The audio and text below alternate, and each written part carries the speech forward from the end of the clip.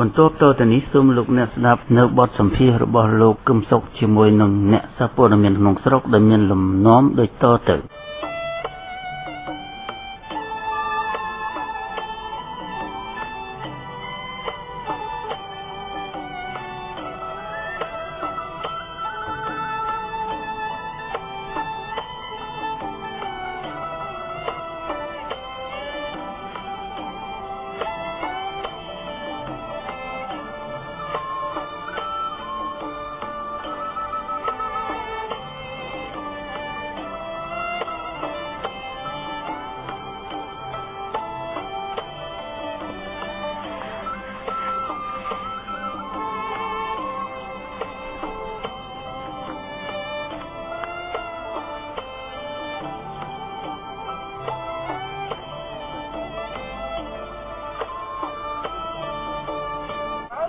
ខ្ញុំចូលឃើញថាមេដឹកនាំដែលមានកម្អៅគុកនេះដឹកនាំប្រទេសណាក៏ដោយមិនដែលចាញ់គូប្រកួតរបស់ខ្លួនទេមិនងាយចាញ់គូប្រកួតនយោបាយរបស់ខ្លួនទេចាញ់ការលើកឡើងរបស់ពលរដ្ឋតែខ្ញុំមិនមែនឲ្យពលរដ្ឋលើកឡើងទៅយុទ្ធក្នុងអាវុធយុទ្ធភ័ណ្ឌនេះទេណាគឺក្នុងបែបបទប្រជាធិបតេយ្យត្រឹមត្រូវអានឹងហើយដែលជាគោលបំណងហើយគោលបំណងនោះវាផ្ទុយទៅគណៈបកប្រជាជនទេគណៈបកប្រជាជនគេសម្លាប់បាក់ដីពលរដ្ឋគេបញ្ចុះឲ្យពលរដ្ឋចូលរួមអានឹងហើយដែលជាគោលដៅឃុំដែលគេដាក់ពាក្យបណ្ដឹងជាបន្តហើយខ្ញុំគិតថាប្រហែលជាមិនមែនពីទេអាចបន្តទៅទៀតហើយខ្ញុំនៅមានចំហដូចខ្ញុំបញ្ជាក់ទៅពីមុនដដែលទី1នៅតតាំងទោះបីមានពាក្យបណ្ដឹង100ខែទៀតក៏ដោយហើយទី2មិនចូលចំហក្នុងការអធិប្បាយរឿងសង្គមនិងនយោបាយទេបងម្ដងមានការចាប់ខ្លួនបើសិនជាទីមិនព្រមគ្នាផងគេគង់តែចាប់ទេមិនចាំបាច់បារម្ភអីច្រើនទេកន្លែងហ្នឹងគេគង់តែចាប់ទេហើយគេគង់តែដាក់គុកទេប៉ុន្តែប្រហែលឆ្នាំមិនដឹងហើយអ្វីដែលគេធ្វើគឺក្នុងគោលដៅហ្នឹងហើយអរគុណចូលមកមកមួយទៀតអូខេអរគុណបងការណាបងអរគុណចូលទៅវិញអានេះការណាបងបងចូលទៅចូលណាចូលណាសំដាប់បាទចូលបាទ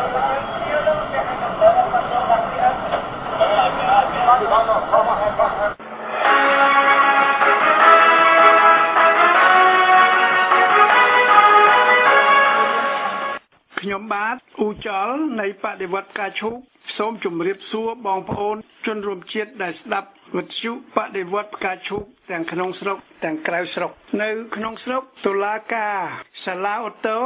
សម្រេចដាក់ទោសអ្នកស្រីទេវនីឲ្យជាប់ពន្ធនាគារ30ខែពីបទជេរប្រមាថអ្នករដ្ឋការក្រមសន្តិសុខខណ្ឌ7មករាបានដេញវាយដំច្រំធាក់លោកម៉ៅសុជាតិនិងបាតកោដែលស្ថិតនៅក្រៅតុលាការភ្នំពេញពេលដែលសហគមន៍បង្កក់ជួបជុំគ្នាដោយស្ងាត់ស្ងៀមរងចាំតុលាការជំនុំជម្រះហ៊ុនសែននាយករដ្ឋមន្ត្រីផ្ដាច់ការបានបញ្ជាឲ្យចាប់កឹមសុខដាក់គុក2ឆ្នាំហើយថែមទាំងទារលុយសំណងចិត្តកន្លះលានដុល្លារទៀតផងព្រោះតែការវិភាគរបស់កឹមសុខដែលហ៊ុនសែនយល់ថាប៉ះពាល់កិត្តិយសហ៊ុនសែននិងបកប្រជាជនសាលាអូតូសម្រាប់តម្កល់ទុកការឃុំឃាំងសកម្មជនអាត់ហុក4រូបនិងលោកនីចារ្យាឲ្យនៅដដែលហើយក្នុងរឿងនេះដែរតុលាការកំពូលបានលើកការប្រជុំពីថ្ងៃ27កុម្ភៈទៅថ្ងៃ6មីនា2017វិញព្រោះមានបញ្ហាបច្ចេកទេសហ៊ុនសែនបកប្រជាជនប្រកាសថានឹងធ្វើការរៀបចំបោះឆ្នោតនៅក្នុងភាពប្រក្រតីឲ្យបានតើប្រជាជាតិខ្មែរសង្ឃឹមថាការបោះឆ្នោតនឹងអាចមានដំណើរល្អយុត្តិធម៌ឬទេព្រោះបច្ចុប្បន្នកម្ពុជាស្ថិតនៅក្រោមអាណានិគមយួននិងក្រោមអំពើផ្ដាច់ការហ៊ុនសែនក្នុងបរិបទនេះបដិវត្តការឈូកជាចលនាតែមួយគត់ដែលបានប្រកាសជាចំហអំពាវនាវថាឲ្យប្រជាជាតិខ្មែរទាំងអស់គ្នាកុំចូលរួមការបោះឆ្នោតព្រោះបើពលរដ្ឋទាំងអស់គ្នាមិនចូលរួមបោះឆ្នោតតើគណៈបកណាដែលហ៊ានអះអាងថាគេបានទទួលអំណាចពីប្រជាជាតិខ្មែរដើម្បីគ្រប់គ្រងកម្ពុជាក្បត់ជាតិផ្ដាច់ការតទៅទៀតក្នុងគោលដៅរំដោះកម្ពុជានិងរំដោះប្រជាជាតិខ្មែរយើងសូមប្រកាសជាចំហថាទី1ពហិការឆ្នាំ2017គឺជាប្រជាមតិដេញអាណានិគមយួនទាមទារឯករាជ្យជូនកម្ពុជាទី2ពហិការឆ្នាំ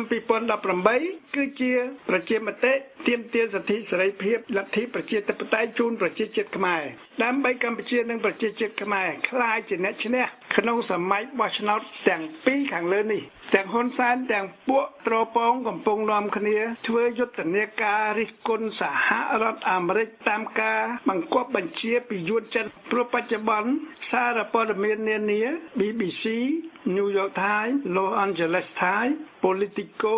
Guardian ឡាត្រូវសេតវិមានមិនឲ្យចូលស្ដាប់និងយកព័ត៌មានផ្ទាល់ពីសេតវិមាន White House ហ៊ុនសែនបានចាត់ក៏ប្រកាសមិនពេញចិត្តរបស់ខ្លួននឹងរិះគន់ VOA Free Asia VOD ឡាថាជាអង្គការផ្តល់ព័ត៌មានមិនពិតខុសវិជ្ជាជីវៈហ៊ុនសែនប្រកាសថាគ្មានបរទេសណាស្រឡាញ់ខ្មែរជាងខ្មែរទេហាក់ដូចជាវាពុំមែនជាកញ្ចះអាយ៉ងយួននឹងចិនទេហាក់ដូចជាវាមិនស្រឡាញ់យួនមិនក្បត់ជាតិក្បត់ប្រជាជាតិខ្មែរទេព្រោះវាកំពុងការពារនយោបាយកាត់យកទឹកដីខ្មែរចាប់អ្នកស្នេហាជាតិដាក់គុកដូច្នេះគឺយួនទេដែលស្រឡាញ់ខ្មែរហើយកំពុងលេបកម្ពុជាទាំងមូលបច្ចុប្បន្នចិនយួនវាស្រឡាញ់ខ្មែរហើយកំពុងស៊ីលេបធនធានធម្មជាតិព្រៃឈើរ៉ែខ្មែរទាំងអស់នៅពាសពេញស្រុកខ្មែរតែហ៊ុនសែនបកប្រជាជននឹងយួនចិនវាស្រឡាញ់ខ្មែរដើម្បីទុកខ្មែរជាសត្វដេរឆានឬទុកប្រជាជាតិខ្មែរជាមនុស្សជាតិខ្មែរនៅក្រៅប្រទេសគេដឹងថាបរទេសក្នុងប្រទេសសេរីចង់ឲ្យខ្មែរទទួលបានឯករាជ្យអាចរក្សាការពារបូរណភាពទឹកដីកម្ពុជានិងឲ្យខ្មែរមានសិទ្ធិសេរីភាពលទ្ធិប្រជាធិបតេយ្យតែចិននឹងយួននឹងហ៊ុនសែនបកប្រជាជនទេដែលចង់ត្រួតត្រាខ្មែរបែបសភាវគតិសត្វដេរឆានគឺត្រួតត្រាពលរដ្ឋខ្មែរដូចសម័យរាជានិយមសីហនុឬដូចសម័យកុម្មុយនីសខ្មែរក្រហមប៉ុលពតគឺសុំក្រលុំជាមួយអ្នកដឹកនាំដើម្បីបោកប្រាស់ប្រជាជាតិខ្មែរទាំងមួយនគរប្រជាជាតិខ្មែរល្មមឈប់ចាញ់បោកយួនចិននិងអាខ្វាក់ហ៊ុនសែនបកប្រជាជនដែលកំពុងមើលងាយប្រជាជាតិខ្មែរតទៅទៀតហើយបើអន្តរជាតិណាគេហ៊ានប្រកាសថាជួយខ្មែរក្នុងផ្លូវល្អប្រជាជាតិខ្មែរមួយនគរត្រូវតែឆ្លៀតងើបទទួលយកដោយដៃទាំងពីរនិងម្រាមដៃទាំង10រលាស់ចោលចិនយួនដែលជារបបកុម្មុយនីសនិងអាខ្វាក់ហ៊ុនសែនបកប្រជាជនផ្ដាច់ការក្បត់ជាតិឲ្យបានលោក Donald Trump ថ្លែងចំពោះមុខអភិបាលរដ្ឋនានាថាសហរដ្ឋអាមេរិកនឹងចំណាយបន្ថែម$54 កោដទៀតដើម្បីបង្កើនសមត្ថភាពការពារសហរដ្ឋអាមេរិកនិងសមត្ថភាពវាយបង្ក្រាបសត្រូវសូមបញ្ជាក់ថាសហរដ្ឋអាមេរិកបានចំណាយ$604.5 កោដលើកងទ័ពគឺច្រើនជាងថវិកាការពារជាតិនៃប្រទេសធំៗទាំង12ក្នុងលោករួមគ្នាឧទាហរណ៍ចិនចំណាយត្រឹម$145 កោដរុស្ស៊ី$58.9 កោដឡាក់ការប្រកាសចំណាយសន្ធឹកសន្ធាប់លើកងទ័ពគឺធ្វើក្រោយពីការប្រកាសកសាងហេដ្ឋារចនាសម្ព័ន្ធនៅក្នុងសហរដ្ឋអាមេរិកយ៉ាងសន្ធឹកសន្ធាប់គឺប្រហែលជា$1000 កោដលោកប្រធានាធិបតីក៏បានឆ្លៀតប្រកាសបង្កើនសមត្ថភាពបរមាណុសហរដ្ឋអាមេរិកឲ្យខ្លាំងជាងគេទាំងអស់នៅក្នុងពិភពលោកនៅប្រទេសកូរ៉េខាងត្បូងសហរដ្ឋអាមេរិកសម្រេចបំពាក់ប្រព័ន្ធការពារមីស៊ីលសាអាតប្រទេសចិនបានប្រឆាំង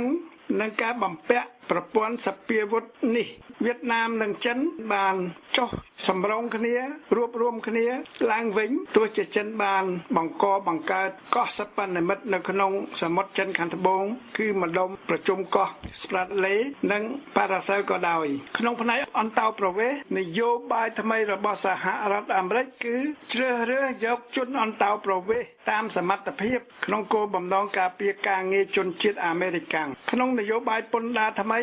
លោក Donald Trump នឹងសម្រាលពន្ធដារពីបន្ទុកសហគ្រាសនិងសម្រាលពន្ធដារលើជនជាតិអាមេរិកធនកណ្ដាលក្នុងផ្នែកនាំចេញនាំចូលសហរដ្ឋអាមេរិកមានអនុភាពក្នុងជញ្ជីងពាណិជ្ជកម្មប្រមាណ$800 កោដក្នុងមួយឆ្នាំជារួមលោក Donald Trump សន្យាថានឹងពង្រឹងបំផុសស្មារតីអាមេរិកឡើងវិញ American Spirit ទោះជាមានការរកម្មរកូសជាមួយភ្នាក់ងារព័ត៌មាននានានៅសហរដ្ឋអាមេរិកក៏ដោយក៏ប្រទេសនេះនៅតែមានសេរីភាពសារព័ត៌មានដែរ លោកអតីតប្រធានាធិបតី George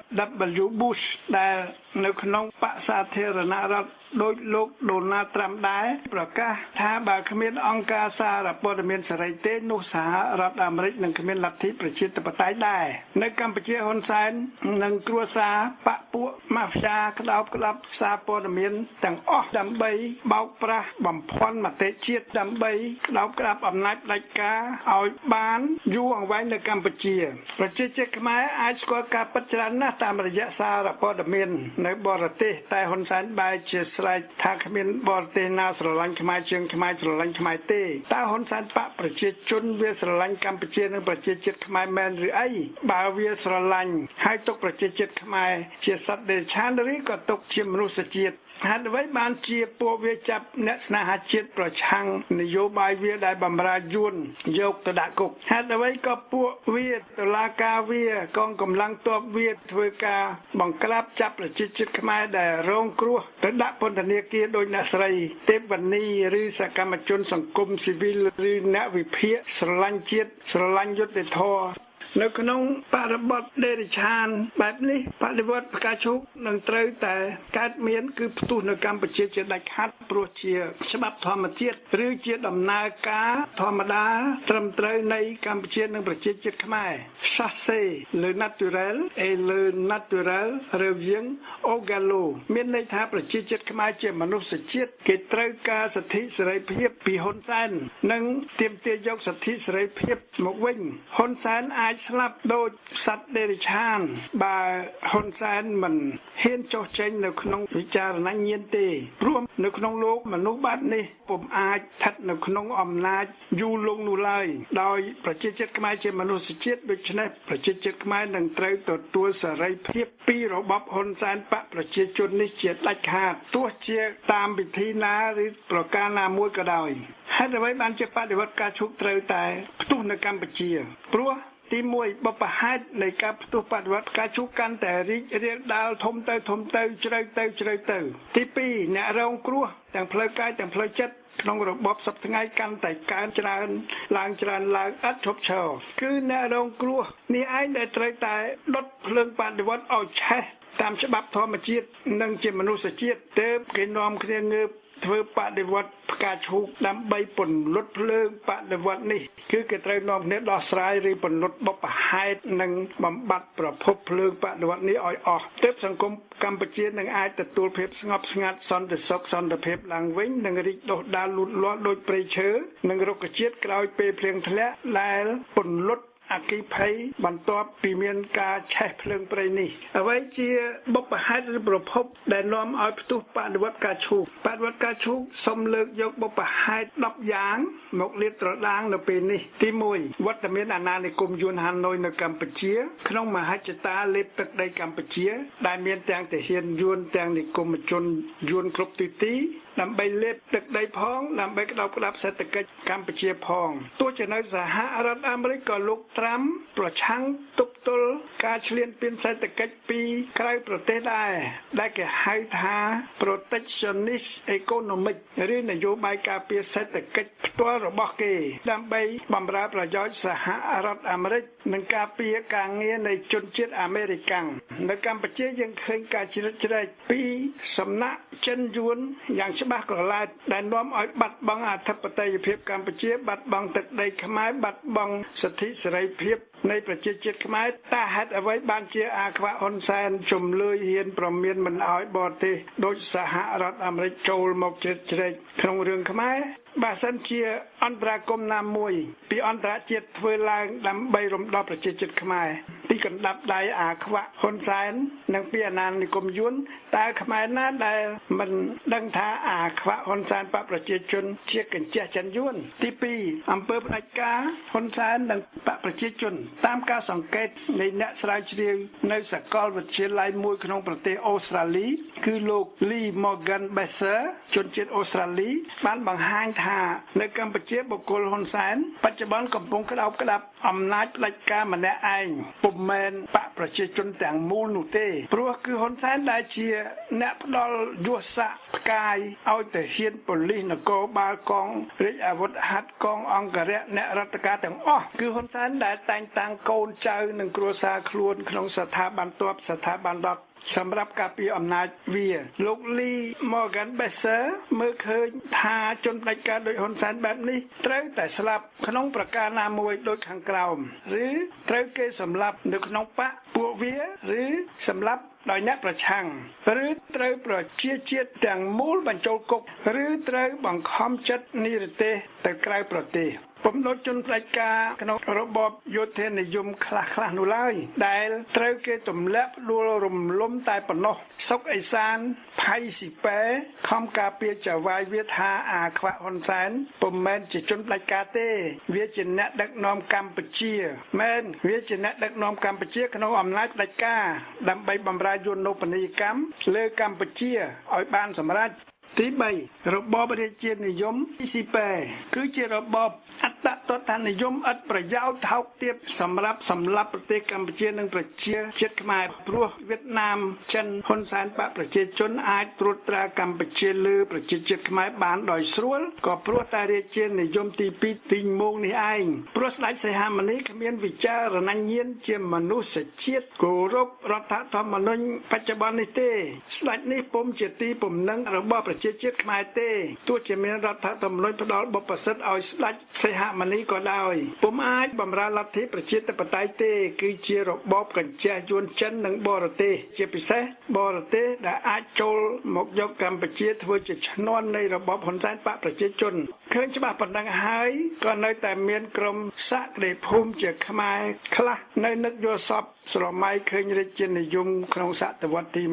21បែបរាជានិយមទី2របស់ស្ដេចសីហមុនីនេះដែលហ៊ុនសែនបកប្រជាជននិងយួននៅស្រុកខ្មែរនាំគ្នាតាំងរូបថតសីហមុនីនិងរូបថតសីហនុដែលស្លាប់ទៅហើយជាមួយរូបថតប្រពន្ធសីហនុគឺមុនិចដែលប្រជាជាតិខ្មែរជេរប្រមាថដាក់បណ្ដាសារាល់ថ្ងៃព្រោះជានារីបម្រើនយោបាយយួននៅកម្ពុជាដើម្បីឲ្យប្រជាជាតិខ្មែរគោរពតែដើម្បីបម្រើអំណាចផ្ដាច់ការហ៊ុនសែននិងអាណានិគមចិនយួនទី4អុកញ៉ាម៉ាហ្វីយ៉ាជិត 1000 នាក់បាននឹងកំពុងសុំក្រឡុំជាមួយហ៊ុនសែនចិញ្ចឹមទ័ពចិញ្ចឹមប៉ូលីសនគរបាលកងរាជអាវុធហត្ថកងអង្គរៈដើម្បីការពារអំណាចហ៊ុនសែននិងការពារអំពើទុច្ចរិតរបស់ពួកគេតាមការច្បាមយកដីធ្លីរកស៊ីធ្វើរោងចក្រនិងយកតុលាការធ្វើជាឧបករណ៍បម្រើផលប្រយោជន៍គេជាពិសេសប្រព្រឹត្តអំពើពុករលួយជារួមគឺរបបទាំងមូលដែលជារ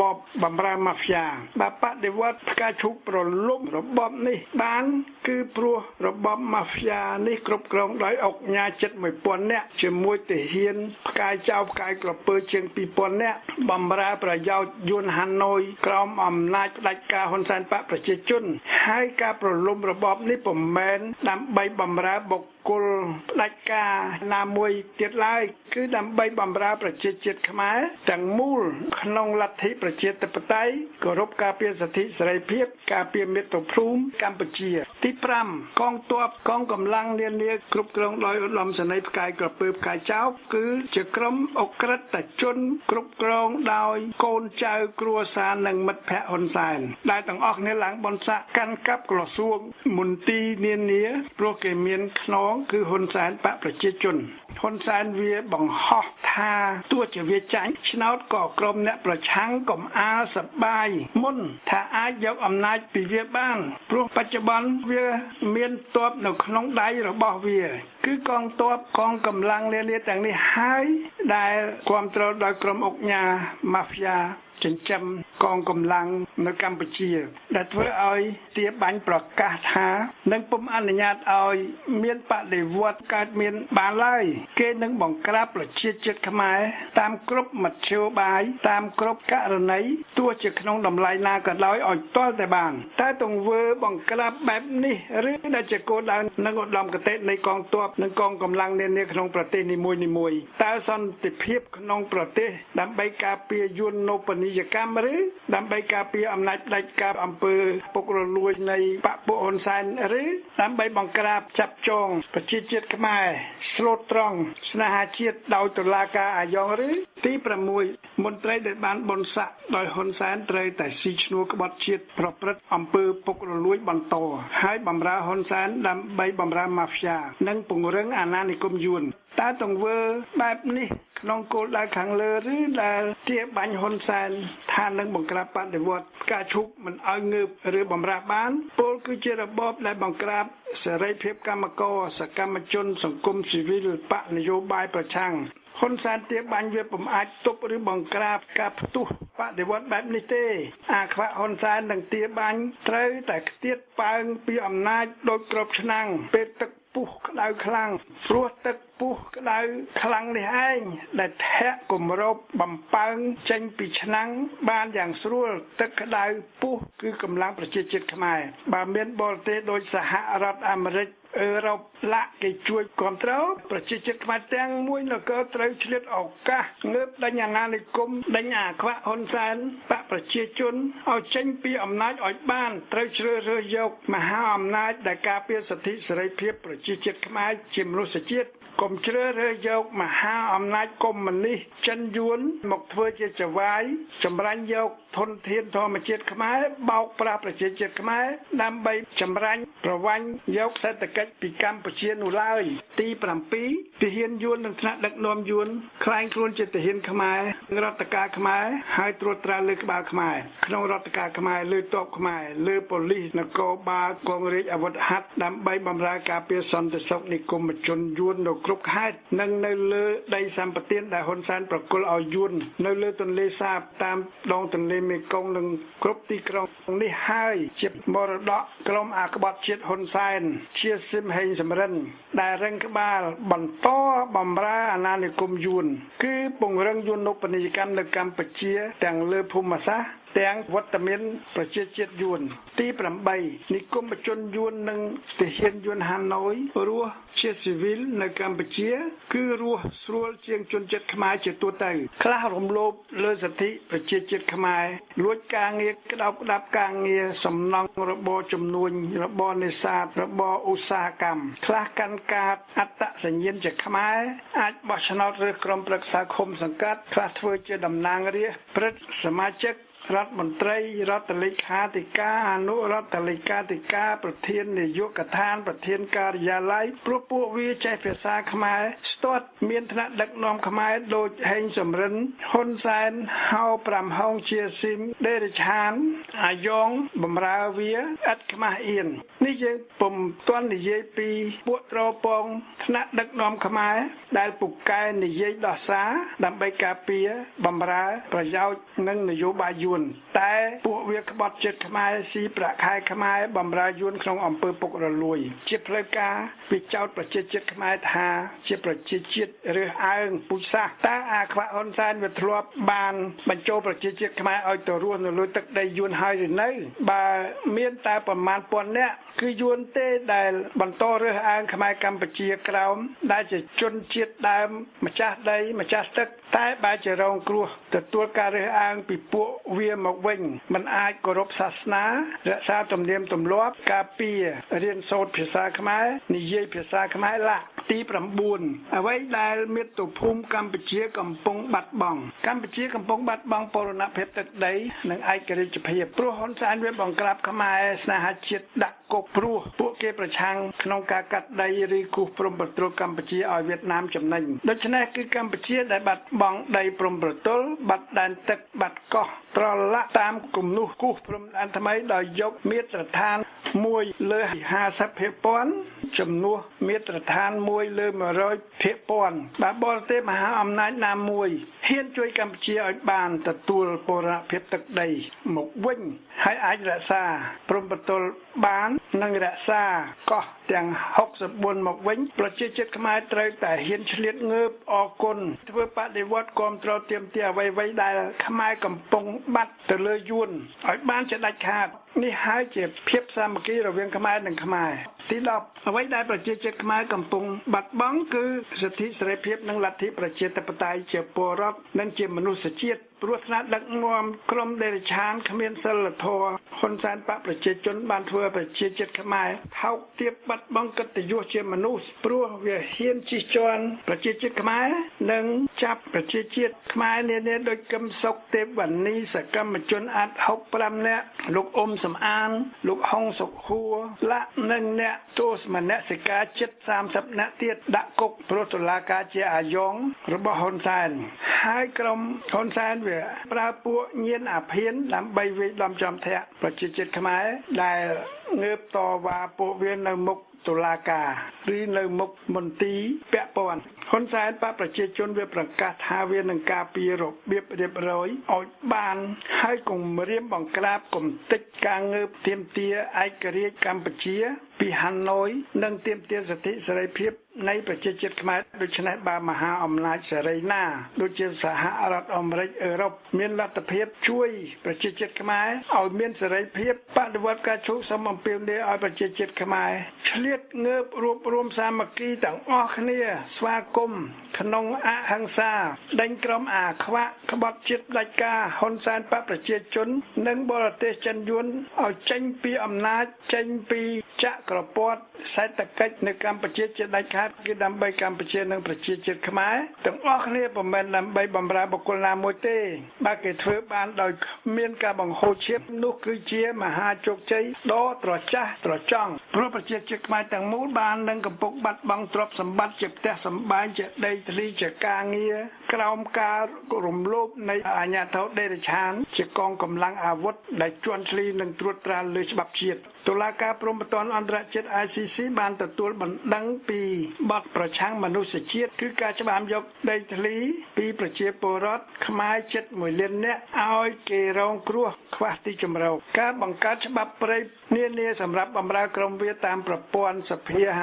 50+1បច្ចុប្បន្នវាកំពុងក្បត់ជាតិនិងបំពានលើសិទ្ធិសេរីភាពលើមនសិការស្នេហាជាតិនៃប្រជាជាតិខ្មែរព្រោះថ្នាក់ដឹកនាំបច្ចុប្បន្នរស់ក្រោមបញ្ជាពីថ្នាក់ដឹកនាំយួនហាណូយសេចក្តីប្រកាសប្រឆាំងលោកសេរីមានសហរដ្ឋអាមេរិកអឺរ៉ុបឡាក់គឺធ្វើតាមការបង្គាប់បញ្ជាពីយួនហាណូយពីចិនកុម្មុយនីសព្រោះក្រុមហ៊ុនសែនបកប្រជាជនជាក្រុមផ្ដាច់ការលើប្រជាជាតិឯងសប្តាហ៍ថ្ងៃនៃគុំជនយួននិងទាហានយួនមានអំណាចហើយពាក់ឯកសណ្ឋានដើម្បីក្លាយជាប្រជាជាតិខ្មែរតាមស្មានក្នុងប្រភពដែលអាចជឿបានយួនមានប្រហែល 30,000 នាក់នៅក្នុងកម្ពុជាគឺនៅកំពង់ស្ពឺភ្នំអូរ៉ាល់ភ្នំចតុរសឡាមានឯកសណ្ឋានជាខ្មែរអាចងើបសម្លាប់ខ្មែរបានស្របច្បាប់ក្នុងឯកសណ្ឋានជានាយទាហានខ្មែរគ្រប់កលៈទេសៈស្របតាមអនុស្សរណៈខ្មែរយួននានាដែលសម្រាប់ការពារប្រយោជន៍យួននិងនិគមយួននៅកម្ពុជា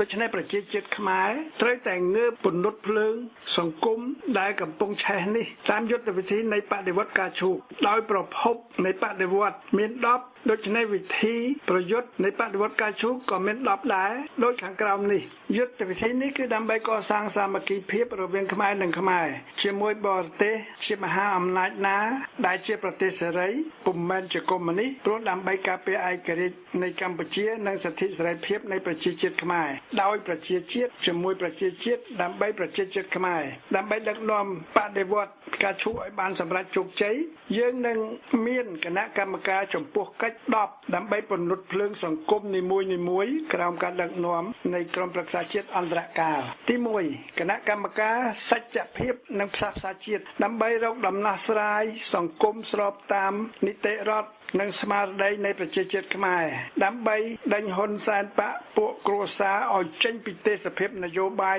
និងសេដ្ឋកិច្ចពុករលួយនៃម៉ាហ្វ្យាខ្មែរទី2គណៈកម្មការការពារប្រទេសគឺដើម្បីដេញអាណានិគមយួនឲ្យចេញពីកម្ពុជាស្របតាមច្បាប់អន្តរជាតិទី3គណៈកម្មការសហប្រតិបត្តិការអន្តរជាតិគឺដើម្បីដោះស្រាយបញ្ហាខ្មែរឲ្យស្របតាមច្បាប់អន្តរជាតិមានការគោរពសិទ្ធិសញ្ញា$23 1999 1991ជាដើមទី4គណៈកម្មការសិទ្ធិមនុស្សនិងលទ្ធិប្រជាធិបតេយ្យយុត្តិធម៌គឺដើម្បីរំលំ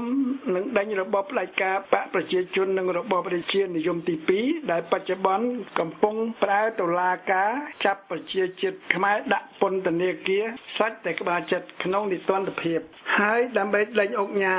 ជាជនពាលអក្រិតម៉ាហ្វ្យាកំពុងប្រព្រឹត្តអំពើអក្រិតកម្មសុំក្រឡុំជាមួយកងកម្លាំងទ័ពនានាក្នុងកម្ពុជាដូច្នេះគឺដើម្បីរំសាយជំរុះទ័ពផ្កាយចោលផ្កាយក្រពើឲ្យចេញពីកងទ័ពជាតិស្នេហាជាតិទី5គណៈកម្មការសេដ្ឋកិច្ចនិងហិរញ្ញវត្ថុដើម្បីប្រម៉ែប្រមូលទ្រព្យសម្បត្តិជាតិឲ្យចូលថវិកាជាតិមកវិញដើម្បីកសាងអភិវឌ្ឍប្រទេសក្នុងសាមគ្គីភាពនីតិរដ្ឋយុត្តិធម៌បម្រើប្រជាជាតិខ្មែរទី6គណៈកម្មការសង្គមកិច្ចដើម្បីដោះស្រាយបញ្ហាអយុត្តិធម៌ក្នុងសង្គមដូចជាគម្លាតប្រាក់ចំណូលប្រាក់ខែជីវភាពនៃអ្នកមានអ្នកក្រអ្នករដ្ឋការកសិករដើម្បីធ្វើឲ្យខ្មែរជាជនរងគ្រោះមានសង្ឃឹមនិងមានសេរីភាពនៅក្នុងសង្គមខ្មែរទី7គណៈកម្មការសន្តិសុខជាតិដើម្បីរំដោះកម្ពុជាពីយួនរំដោះប្រជាជាតិខ្មែរពីនិគមជនបរទេសពីជនអន្តោប្រវេសន៍ហើយគោរពច្បាប់អន្តរជាតិដើម្បីប្រជាជាតិនីមួយៗអាចរស់ដោយស្របច្បាប់ជាមួយគ្នាគឺក្រោមច្បាប់កម្ពុជាពលគឺកម្ពុជាអាចរំដោះប្រជាជាតិខ្មែរពីហ៊ុនសែនបកប្រជាជនដែលជាអាយ៉ងកញ្ចេះនយោបាយអាណានិគមយួនចិនដើម្បីយើងទទួលបានព័ត៌មានពិតគ្រប់គ្រាន់ត្រឹមត្រូវពីសកម្មភាពសត្រូវយួនឈ្លានពាននិងបរិវារជាខ្មែរកញ្ចេះយួនទី8គណៈកម្មការមហាផ្ទៃគឺដើម្បីកម្ពុជាក្លាយជាកម្មសិទ្ធិរបស់ប្រជាជាតិខ្មែរគឺមានឯករាជ្យភាពដើម្បីប្រគល់អំណាចឲ្យប្រជាជាតិក្លាយជាមនុស្សជាតិដើម្បីសិទ្ធិសេរីភាពនិងអនុវត្តលទ្ធិប្រជាធិបតេយ្យបានឡើងវិញព្រោះគឺជាក្រសួងបម្រើអត្តសញ្ញាណខ្មែរពុំមែនបម្រើអត្ត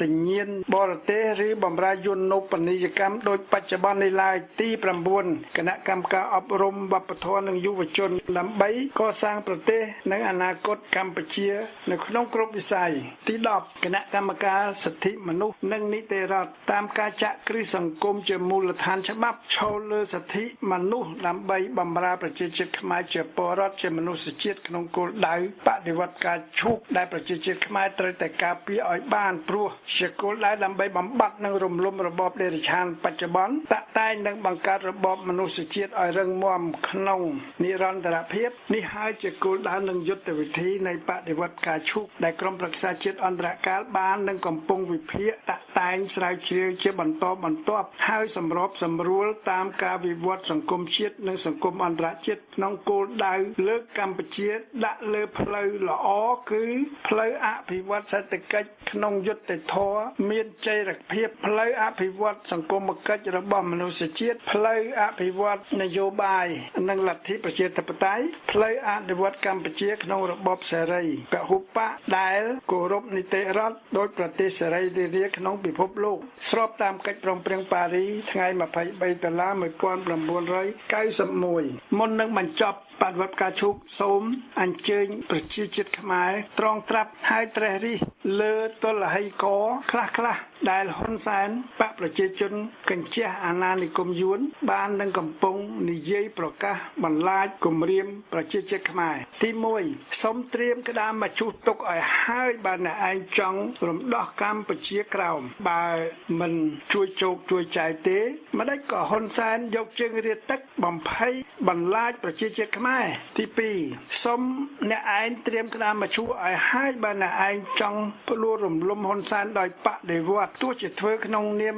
ឯករាជ្យកម្ពុជានិងសិទ្ធិសេរីភាពក៏ដោយព្រោះបច្ចុប្បន្នគឺទ័ពស្ថិតនៅក្នុងកណ្ដាប់ដៃហ៊ុនសែនវានឹងបង្ក្រាបការរើបំរាស់ឲ្យទាល់តែបានទី3ហ៊ុនសែននៅកាន់អំណាចរហូតវាមានអាយុ99ឆ្នាំដើម្បីរក្សាសន្តិភាព តើជាសន្តិភាពដើម្បីការពារទ្រព្យសម្បត្តិមហាសាលរបស់វានិងគ្រួសារបកពួកម៉ាហ្វយ៉ាដែលបានមកពីការលួចជាតិឬទី4សហរដ្ឋអាមេរិកទម្លាក់គ្រាប់បែកសម្រាប់ប្រជាជាតិខ្មែរតែសហរដ្ឋអាមេរិកបានទម្លាក់គ្រាប់បែកលើកម្ពុជាដើម្បីសម្រាប់យេកុងព្រោះសីហនុបណ្ដោយឲ្យយេកុងយកដីកម្ពុជាធ្វើជាជំរកនិងធ្វើជាផ្លូវលំហូជីមិញដើម្បីដឹកជញ្ជូនទ័ពសពាវុធស្បៀងអាហារទៅវាយយួនខាងត្បូងទី5ហេងសំរិនហ៊ុនសែនជាស៊ីមរត់ទៅពឹងយួនដើម្បីដេញខ្មែរក្រហមប៉ុលពតតាមពិតគឺដើម្បីបម្រើយួនហាណូយដែលមានមហិច្ឆតាលេបទឹកដីខ្មែរឯនោះទេទី6កោះត្រល់គឺបារាំងទេដែលប្រគល់ទៅឲ្យយួនតាំងពីហ៊ុនសែនមិនទាន់កើតម្កម្លេះសំណួរថាបើដូច្នោះមែនតើហេតុអ្វីបានជាយួនវាបង្ខំឲ្យហ៊ុនសែនហេងសំរិនជាស៊ីមចុះហត្ថលេខាលើសន្ធិសញ្ញា1979 1982 1983 1985មិនលុបចោលស្របតាមកិច្ចព្រមព្រៀងប៉ារី$23 1991ហើយបង្ខំឲ្យស្ដេចសីហមុនីចុះហត្ថលេខាលើសន្ធិសញ្ញា2005ទី7ហេតុអ្វីបានជាហ៊ុនសែនបង្កើតច្បាប់ចាប់ខ្មែរអ្នកស្នេហាជាតិដោយចោទគេពីបទបរិហាកេរញុះញង់ឬប្រើឯកសារคล้ายៗបង្កើតឯកសារคล้ายៗថាគេជាអក្រិតដើម្បីចាប់គេដាក់គុកទី8លុះបង្កើតច្បាប់សម្រាប់បម្រើពួកវាបានហើយវាស្រែកប្រកាសប្រាប់អន្តរជាតិថាកម្ពុជាជារបបនីតិរដ្ឋពលគឺវាចាប់អ្នកណាដែលធ្វើខុសពីច្បាប់របស់វាដូចជាច្បាប់ឯកពន្ធភាពច្បាប់បដិសេធវត្តមានគុកទួលស្លែងច្បាប់ស្ដីពីសហជីពកម្មករច្បាប់ស្ដីពីសង្គមស៊ីវិលច្បាប់គណៈបកច្បាប់បរិហាកេរៈតែវាបានអនុវត្តច្បាប់ទាំងនេះតាមស្តង់ដារ2ឬ3ឬ4ព្រោះច្បាយវាគឺនិគមជនយួនជាទាហានស៊ីវិលពុំទទួលទោសទេពួកបកប្រជាជនក៏ពុំទទួលទោសដែរអ្នកមានលុយជាក្រុមបកពួកម៉ាហ្វយ៉ារបស់វាអាចរួចខ្លួនរីឯប្រជាជាតិខ្មែរទុនខ្សោយក្រខ្សត់ជាអ្នកប្រឆាំងត្រូវតែតុលាការហ៊ុនសែនបកប្រជាជនចេញសាលក្រមតាមបញ្ជានាយករដ្ឋមន្ត្រីចៅហ៊ុនសែនយកទៅដាក់គុកទី9ហ៊ុនសែនវាប្រកាសថាបរទេសមិនត្រូវជ្រៀតជ្រែករឿងផ្ទៃក្នុងកម្ពុជាទេចុះយួនចិនដែលចូលជ្រៀតជ្រែកក្នុងរឿងខ្មែររាប់សតវត្សមកហើយហ៊ានទាំងកាត់យកដីជញ្ជូនលួចយកទ្រព្យសម្បត្តិធនធានធម្មជាតិខ្មែរជារាយជាព្រៃឈើតើគឺវាមិនជាបរទេសជ្រៀតជ្រែកបញ្ហាខ្មែរទេឬមួយក៏យួននិងចិនជាជនជាតិខ្មែរស្របជាប់អស់ទៅហើយទី10គ្មានបរទេសណាដែលស្រឡាញ់ខ្មែរជាងខ្មែរស្រឡាញ់ខ្មែរទេតែគឺហ៊ុនសែនបកប្រជាជនទេដែលកំពុងអបខ្មែរឈ្នានេះខ្មែរចាប់ខ្មែរជាប្រជាជាតិជាប្រជាសហគមន៍នានាដូចបឹងកក់បូរីកេឡាដែលជាជនរងគ្រោះជាសង្គមស៊ីវិលជាអ្នកនយោបាយព្រោះហ៊ុនសែនចាប់ពួកគេដាក់គុកហើយក្រុមម៉ាហ្វយ៉ាច្បាមយកដីធ្លីផ្ទះសម្បែងទៅលក់ឲ្យបរទេសចែកចាយឲ្យបកពួករបស់ខ្លួនប្រព្រឹត្តអំពើពុករលួយគ្រប់ទិសទីកងទ័ពកងកម្លាំងនានាតុលាការជាន់ខ្ពស់ជាន់ទាបតុលាការកំពូលឬក្រុមប្រឹក្សាធម្មនុញ្ញឬស្ថាប័នរដ្ឋនានាគឺជាឧបករណ៍ដែលហ៊ុនសែនបកប្រជាជនប្រើសម្រាប់បម្រើនិងពង្រីកអំណាចរបស់ខ្លួនពង្រឹងយួននូបនីយកម្មទី11កិច្ចព្រមព្រៀង$23ស្លាប់បាត់ទៅហើយពួកវាបានបញ្ចូលទៅក្នុងរដ្ឋធម្មនុញ្ញខ្មែរអស់ហើយតាមពិតសន្ធិសញ្ញាកតិកាសញ្ញាអនុសញ្ញាអន្តរជាតិគឺនៅតែជាសន្ធិសញ្ញាកតិកាសញ្ញាអនុសញ្ញាអន្តរជាតិដដែលអត់ស្លាប់បាត់ទៅណាទេគឺហ៊ុនសែនបកប្រជាជននិងពួកត្រពងវាទេដែលអាចស្លាប់មុនសន្ធិសញ្ញាអន្តរជាតិនានាទាំងនេះទី12ហ៊ុនសែននឹងការពាររាជានិយមទី2ឲ្យបានតែតាមពិតរាជានិយមទី2នេះទេដែលខ្លាចហ៊ុនសែនបកប្រជាជនឲ្យខំធ្វើការក្បត់ប្រជារាស្ត្របម្រើរបបដេរឆានកញ្ជះយួនគឺស្ដេចសីហមុនីទេដែលប្រថាប់ត្រាលើសន្ធិសញ្ញាបំពេញបន្ថែម2005បម្រើហ៊ុនសែននិងបម្រើយួននូបនីយកម្មបើស្ដេចសីហមុនីមិនបានប្រថាប់ត្រាលើសន្ធិសញ្ញាបំពេញបន្ថែមនេះទេហ៊ុនសែនវានឹងរំលាយរាជានិយមទី2នេះឲ្យទៅជាសាធារណរដ្ឋខ្មែរទី2បាត់ទៅហើយតើហ៊ុនសែនជាអ្នកស្នេហាជាតិឬជាអ្នកក្បត់ជាតិទី13បើអស់ពីហ៊ុនសែនគឺអាណាធិបតេយ្យស្រុកមានសង្គ្រាមដូចនៅលីប៊ីសេរីអេស៊ីប តែខ្មែរនឹងស្លាប់ប៉ុន្មានអ្នកទៀតនៅសម័យប៉ុលពតខ្មែរស្លាប់អស់ជាង3លាននៅសម័យលន់នល់ខ្មែរស្លាប់អស់កន្លះលានចុះនៅសម័យហ៊ុនសែនក5ខ្មែរស្លាប់អស់ប្រមាណអ្នកដែរមិនក៏ហ៊ុនសែនវាមិននិយាយផងស្លាប់កន្លះលានឬស្លាប់1លានអ្នកការស្លាប់នៅសម័យខ្មែរក្រហមគឺសៀនុយួនហាណូយនិងប៉ុលពតដែលហៅយួនហាណូយមកជួយដេញរបបសាធារណរដ្ឋលន់នល់វាមកសម្រាប់ខ្មែរហើយវាប្រកាសតាមអន្តរជាតិថាគឺជាសង្គ្រាមរវាងខ្មែរនិងខ្មែរនៅលីប៊ីជនជាតិលីប៊ីស្លាប់ព្រោះកាដាហ្វីមិនព្រមចុះចេញនៅសេរីជនជាតិសេរីស្លាប់ព្រោះបាសាអាល់អាសាត់មិនព្រមចុះចេញកាដាហ្វីនិងបាសាអាល់អាសាត់វាប្រើអាវុធដើម្បីសម្លាប់ប្រជាជាតិលីប៊ីនិងសេរីខ្មែរនឹងស្លាប់ទៀតឬបើប្រជាជាតិខ្មែរដេញទម្លាក់ហ៊ុនសែនដូច្នេះគឺហ៊ុនសែននិងបពុតហ៊ុនសែនទេដែលមិនព្រមចុះចេញហើយបែរជាប្រើអាវុធមកសម្លាប់ប្រជាជាតិខ្មែរវិញតើគេខំការពារសន្តិភាពដើម្បីបម្រើហ៊ុនសែនបកប្រជាជនគ្រួសារម៉ាហ្វ្យាកងកម្លាំងនិងជនបរទេសនានាឬដូច្នេះខ្ញុំសូមឲ្យប្រជាជាតិខ្មែរត្រង់ត្រាប់ពិចារណាអ្វីដែលខ្ញុំលើកយកមកខាងលើនេះជាឧទាហរណ៍ខ្លះៗតែប៉ុណ្ណោះជារួមប្រជាជាតិខ្មែរត្រូវតែមានសង្ឃឹមព្រោះគេនឹងឈ្នះតាមយុទ្ធវិធីបំផ្ទុះបដិវត្តការជោគដោយអហិង្សាជាដាច់ខាតដើម្បីដេញរបបដេរឆានហ៊ុនសែនបកប្រជាជនរបបផ្ដាច់ការត្រូវតែចាញ់និងរលាយទាំងបុគ្គលផ្ដាច់ការទាំងបកប្រជាជនក្បត់ជាតិទាំងបកពួកត្រពួងអាខ្វាក់ហ៊ុនសែនដេរឆានពួកវានឹងត្រូវវិនិច្ឆ័យហិនហោចទាំងបុគ្គលទាំងរបបទាំងចវាយយួនទាំងចវាយចិនរបស់វាព្រោះចវាយយួននិងចិនរបស់វាទុកប្រជាជាតិខ្មែរជាវងជៀមល្ងងខ្លៅជាសត្វដេរឆានដូច្នេះកម្លាំងនៃសភាវៈអាក្រក់គឺត្រូវតែរលាយដោយកម្លាំងភ្លើងបដិវត្តផ្កាឈូកដែលជាសភាវៈល្អតាមការផ្ទុះជាស៊ូណាមីដោយប្រជាជាតិខ្មែរតាមនិស្ស័យខ្មែរជាមនុស្សជាតិក៏ប៉ុន្តែមុននឹងបដិវត្តផ្កាឈូកផ្ទុះហើយអាចទទួលជ័យជំនះបានប្រជាជាតិខ្មែរត្រូវតែរៀបចំខ្លួនសពបែបយ៉ាងទាំងសម្ភារៈទាំងស្មារតីទាំងការពិចារណាដើម្បីតស៊ូទទួលយកជ័យជំនះនេះឲ្យបានក្នុងសន្តិភាពក្នុងអហិង្សាជ័យយកសិទ្ធិសេរីភាពនិងលទ្ធិប្រជាធិបតេយ្យនៃប្រជាជាតិខ្មែរជ័យយកឯករាជ្យភាពនិងបូរណភាពទឹកដីនៃកម្ពុជាជ័យយកបដិវត្តការឈូកដែលជ្រោមជ្រែងដោយប្រជាជាតិនិងប្រទេសសេរីនានានៅលើពិភពលោកបរាជ័យហ៊ុនសែនបកប្រជាជនផ្ដាច់ការក្បត់ជាតិនិងបរាជ័យចវាយវាជាចោរឈ្លានពានអាណានិគមសេដ្ឋកិច្ចអាណានិគមទាហានអាណានិគមស៊ីវិលបរទេសជំរាបលាបងប្អូនជនរួមជាតិដែលស្ដាប់វិទ្យុបដិវត្តការឈូកទាំងក្នុងស្រុកទាំងក្រៅស្រុកសូមអរគុណបាទខ្ញុំអាចចាត់ឡើងទៅសូមរឿងរដ្ឋការឡើងធំហើយមិនអាចទៅយកបានទៅទីយកថារុស្ស៊ីខាតរហូតសង្សារបែកចិត្តគេធ្វើមុខនេះជាបងបងចៅគ្រួសារនឹងវាបែកបាក់ប្រត់ប្រាស់ទៅរុស្ស៊ីដាក់ឯគុកខាតឯគុកខាតឬក៏រស់នៅកន្លែងហ្នឹងពុកម្ដាយដូចជាមិនចេះចិត្តទុកថាឬក៏ពុកម្ដាយបាត់ស្លាប់បាត់ទៅមានអ្នកណាគេចិត្តទុកថាវិបត្តិក្នុងជីវិតច្រើនពេកជំងឺច្រើនពេកអញ្ចឹងវាអាប់អួរធ្វើឲ្យចិត្តហ្នឹងវាស្មុកស្ដីមិនចេញហើយអញ្ចឹងវាទៅជាជំងឺអស់សង្ឃឹមជំងឺអត់មានកម្លាំង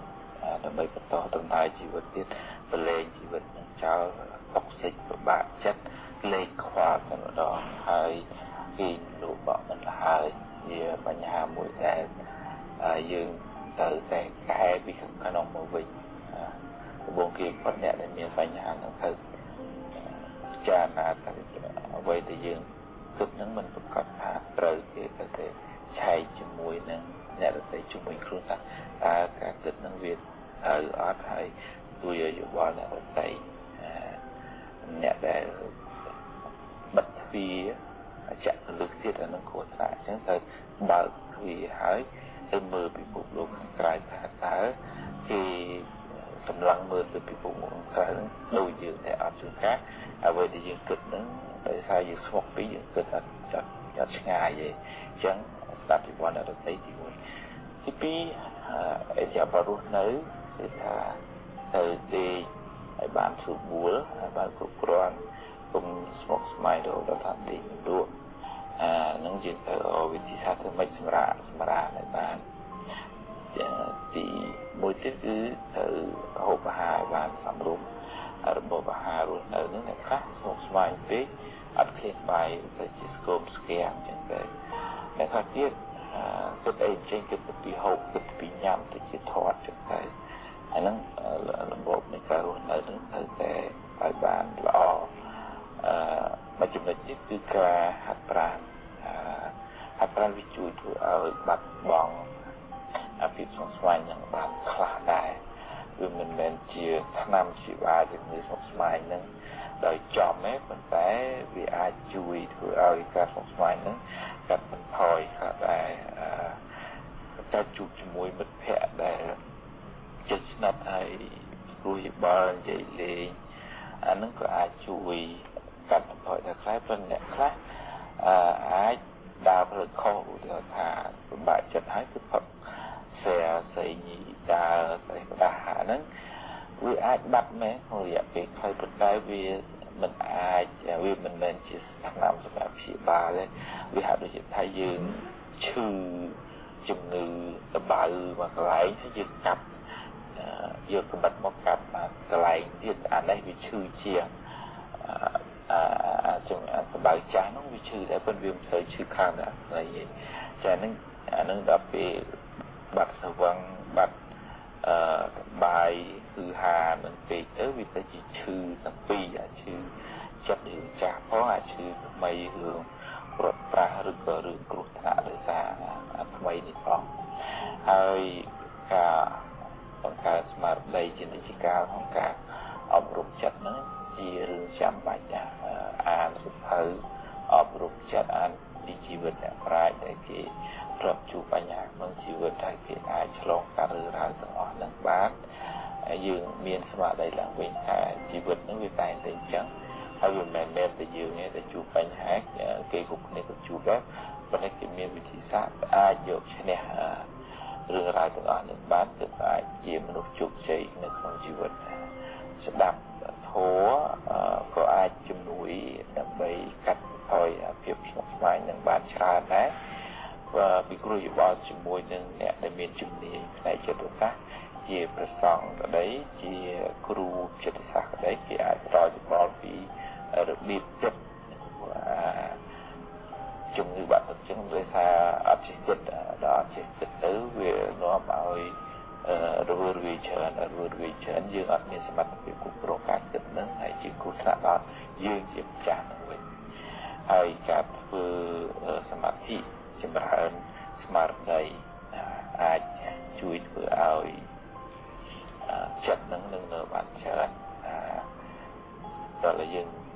តាមដានចិត្តនឹងរឿយគ្រប់អេរីយ៉ាបតនេះដើរឈរអង្គុយស្លៀកពាក់ហ្នឹងគឺថា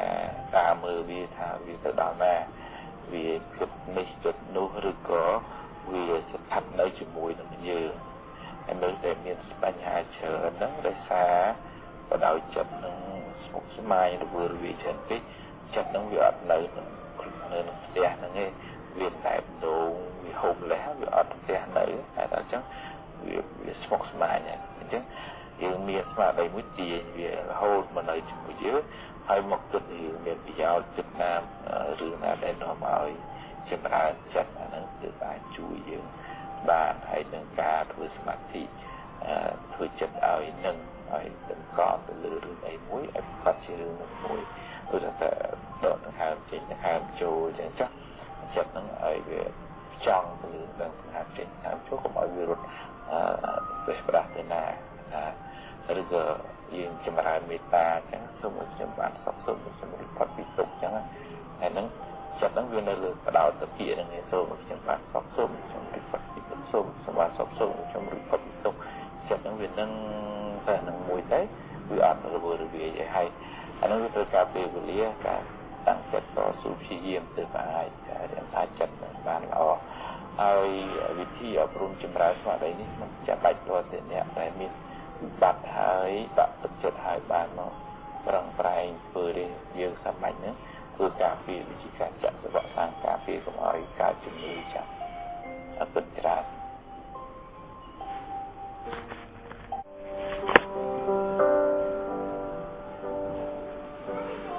cái đoạn hợp tiếp được vô đọc một mùi nói chuyện hai thà lúc nhẹ như mà nút miền cũng đất như với miền để ai ngòm ơi ruột nơi bàn từ đây sọc nông chỉ vết hai bàn thành ra chụp xe nông càng nghề đang càng nghề rột xí đang chỉ vết nông ta đang đọc một chúng ta cũngคือ từ bộ cái tí muối thì tha như mà nút ruột rì rõ trái mình sọc mai mình là chặt chờ nè nông chặt đó là lạ vì ai dạy tôi nâng tập hiệp lời cài đại hát cô dạy tôi nâng tập hiệp lời cái này phần này chỉ tầm niêm thời thật chỉ tầm lóp thời thật tôi vừa mách ở chật nâng sọc trái tình rì nâng khi cho bà chuyện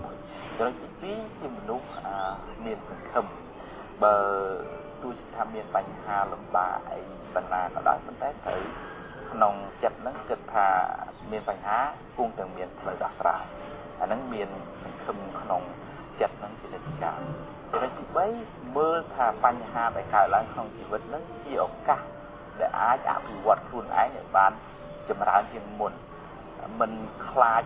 hay mình tọt lót về bánh hà cả lại này thầm nói chỉ vật này là có miếng bánh hà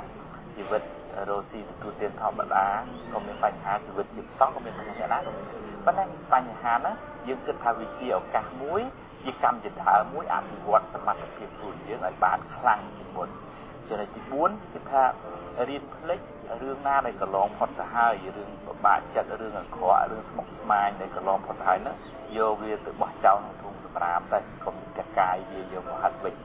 cho nên chỉ pram cái tha cống ruồi bà rõm về rương đem toàn cả lại nó cũng tịnh lùi chạy tới tịnh lùi cho tới hơi đời chắc vì vừa ở dương rồi vừa về dương bạn bạn đọc cái đời sai dương về bà rõm rương đem toàn cả lại mình về rồi thì muối bờ phương ấy phương ở một con mùi nam mùi nừng mày dưới miền biển thà phương ấy ở một con đó đó là về phương ấy ở một con chẳng tới với bạ ruột nam hai mà với nhà chẳng phương ấy muối ở một con cũng chậm luôn mình chua tròn nè cho nên chỉ cũng phớt tha to sú mình lẹ bỏng tu chỉ miền rương bại cả lại một gì vật nắng mà chấm hiên tiết đúa có thở đào sẵn đây cũng ơi ở toàn đào phong cơ thể anh từ một mình đùa chạy anh能thở thật to sú lẹ bỏng ở chỗ này với chứ mình lúc open thì còn lẽ chứ mình lúc đã từ tôi vô mình tệ được bỏ này được thấy vô một vị trà nà mình men chứ mình lúc miền nè miền tại nhỉ cho nên chỉ muốn cái thật hán hiến lẹ bỏng ca nghe năng việc của bá vẫn là thả hiến từ tua rap hay hiến từ tua thừa hay mà đơn nó chụp chạy cho nó đi đó từ tha như mình lúc đây mơ khơi bị phục luôn đấy này khang lò bờ sân gì vậy pi rương thả mà ngày nó phải lâm la miên rương lò ấy ro bà rương lò nè và phải lâm lá miên mai nhận đặt phải lâm lá miên cái gì vậy lò chùm mui phải lâm lá miền kia tu bài hôn chứ nực hơi nhà đường lò nữa tại chứ tôi ơi chặt bỏ dương nó vì bắt đầu từ lừa đường lò và lập tôi với bên nè mình check kịch với nhé ro ngay đó như kia nhưng đã cái tu bài hôn nó ăn kịch đi từ kịch rương đây cái chi tìm sao mày nào hay rương lò ăn ban rót từ rót ra đường cọ gọi chứ cho nên chỉ đọc nó cứ rót đường lò chơn riêng rót đường cọ cho nên chỉ đọc muối của tham giấy rương lò công ty vậy hướng kia ăn phải giàu không vậy đại kia không vậy hướng nào vừa mua hai cái thay chờ tiền anh ấy nó mọi check để đồ gì ăn bàn phải giàu gì cho nên chỉ đọc phí bực kích cái đương nam nên phải giàu mà nhiều thầy smart đam là bực kích tới tranh phạt chậm kích bực kích tới môn được một mãi để cục kích cho nên chỉ đọc bấy cái thay check lương vật chất hơn ai cái chỗ rư của bà một mai thế thử sắp đặt luôn cái chị luôn ấy nó tha anh thử bà anh từ rồi vẫn năng anh thử bà anh nó nhưng ao cầm lăng chặt luôn ấy cho mấy chị là muốn bờ thưa ca nghe nó việc của bà vẫn là thử thưa môi trường thiên mà đò môi trường thiên mà đò đỏ thầm ná chăm dương kết tiết phân là thay dương thử thưa môi trường thiên mà đó môi trường thiên mà đó đò đua thầm ná ngày nắng dương chăm ngơ phải bật đò thầm ná được cho nó chỉ đập ram cho nó khám đấy ha cam miên mà đầy rừng mùa thì thật tạm đàm chặt bạc dương nó cũng ở phía ធ្លាក់ចុះទៅក្នុងរឿងអកកបើវាធ្លាក់ទៅត្រូវទាញវាមកវិញហើយបើសំបីតែចិត្តយើងវាសុបាយរីករាយនឹងក៏ត្រូវមានស្មារតីនឹងតាមដែរវាឧទាហរណ៍ថាដោយអង្គរៈការពារអញ្ចឹងអង្គរៈនឹងតាមការពារទោះជាក្នុងស្ថានភាពគ្រោះថ្នាក់ក៏អង្គរៈនឹងទៅការពារក្នុងពេលសបាយរីករាយជប់លៀងក៏អង្គរៈនឹងទៅការពារដែរយ៉ាងណាចិត្តរបស់យើងនឹងមានស្មារតីតាមបើយើងមួម៉ៅក្តៅខាយចំណែនគ្នានេះស្អីអញ្ចឹងចិត្តហ្នឹងស្មារតីហ្នឹងដឹងថាអូចិត្តអាចធ្លាក់ចូលក្នុងលងមិនល្អអញ្ចឹងទាញវាត្រឡប់មកវិញហើយបើថាសបាយរីករាយចេះធ្វើទានរក្សាសិលទេក៏ដឹងថាចិត្តខ្លួនឯងហ្នឹងកំពុងតែរីករាយហើយរក្សាចិត្តហ្នឹងកុំឲ្យវាជ្រុលហើយចំណុចទី16សំខាន់ជាងគេគឺការចេះទទួលស្គាល់ការពិតនៃជីវិតពីព្រោះជីវិតរបស់យើងមិនមែនចេះតែបានអ្វីតាមដែលយើងចង់មិនចេះតែបានអ្វីតាមដែលយើងប្រាថ្នាវាពេលខ្លះថាមានពេលខ្លះចំណេញពេលខ្លះសរសើរពេលខ្លះសំទានពេលខ្លះបានសម្រេចដោយចិត្តពេលខ្លះបានសម្រេចដោយចិត្តពេលខ្លះជួបពេលខ្លះប្រត់ជារឿងធម្មតាដល់អញ្ចឹងជីវិតហ្នឹងបើទោះជាមានរឿងល្អក្តីមិនល្អក្តីក៏បញ្ញាហ្នឹងអាចទទួលស្គាល់ការពិតនៃជីវិតហ្នឹងហើយយើងមិនទៅកើតទុក្ខខ្លាំងទេដោយសារយើងមានបញ្ញារៀនទទួលស្គាល់ការពិតនៃជីវិតអញ្ចឹងវាជាលក្ខណៈទាំង16របស់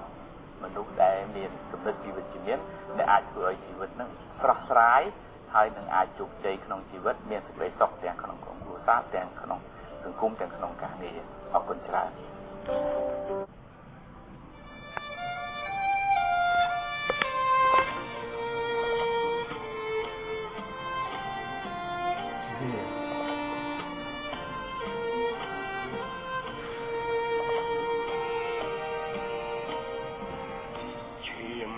ហមច្រាក្រាលើប្រតពីនេះជាឈាមខ្មែរគឺឈាមអ្នកស្រែដែលគេប្រហារឈាមនេះគឺឈាមមេត្តាបៃតាព្រោះតែស្រឡាញ់រដ្ឋាទៅខ្មាំងឬជាប្រហារទាំងរួមខ្ញុំជាកលបុត្រមានការឈឺចាប់ខំប្រឹងស្រែកប្រាប់បងប្អូនប្រញាប់ទៅជួយសង្គ្រោះពលរដ្ឋកម្ពុជាស្លាប់តែល្បីឈ្មោះឥឡូវបាត់យំមិនជួយសណ្ដោះការពីជាតិយើងម៉ែអើយម៉ែចាំផ្ដាំកូនទាំងអស់ឈាមហូរស្រស់ស្រស់ក្នុងខ្លួនទើបខ្សោះប្រាប់ថាលឿនឡើងខ្មាំងយួនឆ្លៀនពីនវាប្រើកំភ្លើងបំពេញស្រុកយើងពួកវាជាឆ្លើងជញ្ជក់ឈាមខ្មែរស្ទឹងអើយស្ទឹងឈាមកុំរៀមខ្ញុំទុកអើយសែនធំក្រៀមក្រំរំដំរងប្រត់ពុកម៉ែគេសម្លាប់ហើយព្រះអើយឃើញទេលើកហាត់ទាំងទ្វេស្រែកច្រៀងបំពេនៅក្បែរស្ទឹងឈាម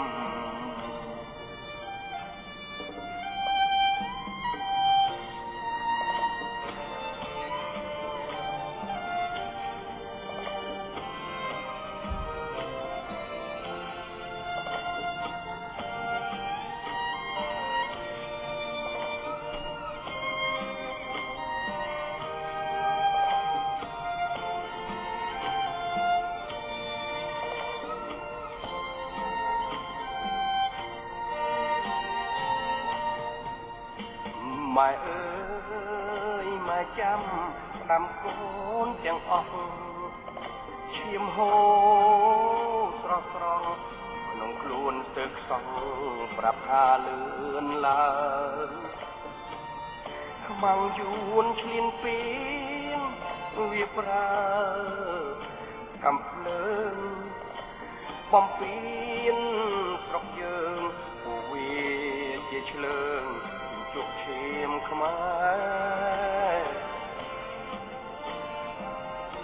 ស្ទឹងអើយស្ទឹងឈាមគុំរៀមខ្ញុំទុកយើងសែនធំក្រៀមក្រំរំដំព្រោះបាត់ពុកម៉ែគេសម្លាប់ហើយព្រះអើយឃើញទេលើកហាត់ទាំងទ្វេស្រែកច្រៀងបំពេនៅក្បែរស្ទឹងឈាម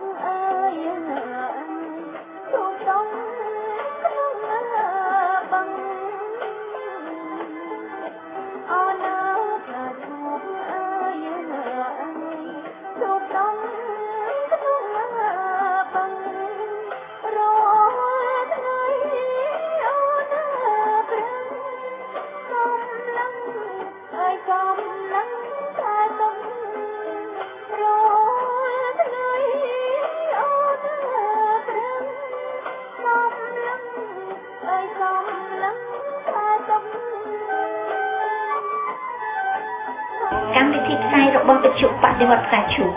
សូមបញ្ចប់តែត្រឹមនេះយើងខ្ញុំសូមថ្លែងអំណរគុណដល់បងប្អូនអ្នកស្ដាប់ទាំងអស់ដែលបានយកចិត្តទុកដាក់ស្ដាប់ការផ្សាយរបស់វិទ្យុបដិវត្តផ្កាឈូក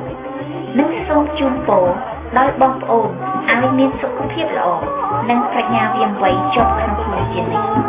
ដើម្បីមាតុភូមិដ៏កំសត់របស់យើងដែលពួកចៅយួនឈ្លានពានវាកំពុងលេបត្របាក់រាល់ថ្ងៃហេតុដូច្នេះយើងខ្ញុំសូមអំពាវនាវដល់បងប្អូនរួមឈាមខ្មែរដែលជាអ្នកស្នេហាជាតិមាតុភូមិពិតប្រាកដទូទាំងពិភពលោកទាំងក្នុងទាំងក្រៅប្រទេសមករួបរวมជាមួយនឹងបដិវត្តផ្កាឈូកដើម្បីទាមទារយកអ្វីៗដែលជាសិទ្ធិរបស់យើងជាខ្មែរចាសសូមអរគុណសូមជម្រាបលានិងជួបគ្នានៅថ្ងៃក្រោយទៀត